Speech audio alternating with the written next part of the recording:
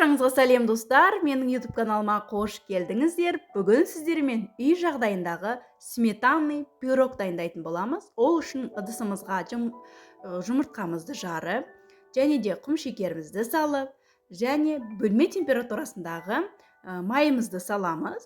Май бізде 72%-тен төмен болмау керек. Барлығын венчиктің көмегімен жақсаптырып, араластырып аламыз. Және разрыхлителімізді ұнның үстіне салып, кішкене қасықтың көмегімен араластырып жіберетін боламыз. Осы ұнымызды жаңағы массаның үстіне саламыз.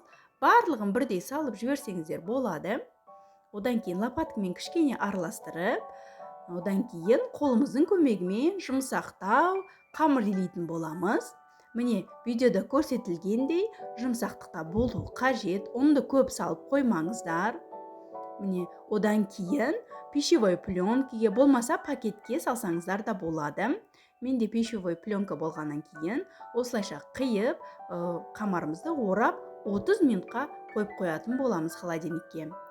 Оған дейін салмамыз дайындаймыз.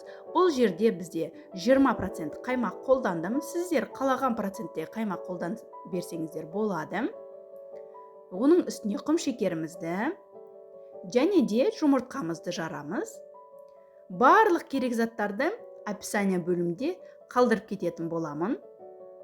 2 жұмыртқамызды жарып, венчиктің көмегімен кішкене араластырып жіберсеңіздер болады. Кішкене араластырамыз да, қалған ингредиенттерімізді саламыз. Бұл жерде мен ванильный сахар қолдандым, бір ас қасықтай, және кукурузный крахмал, 10 грамм кукурузный крахмал салдым. Барлығын біріктіріп, араластырып алатын боламыз. Міндетті түрде осы рецептпен жасап көріңіздер.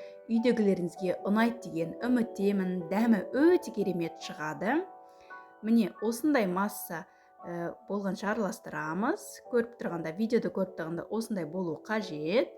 Одан кейін холодильниктегі қамырымызды алып, осындай формаға келтіріп, қамырымызды қолымыздың көмегімен жайып алатын боламыз. Қамырымыз жұмсақ болғаннан кейін өте тез жайылады. Кішкене бортик шығарсаңыздар болады.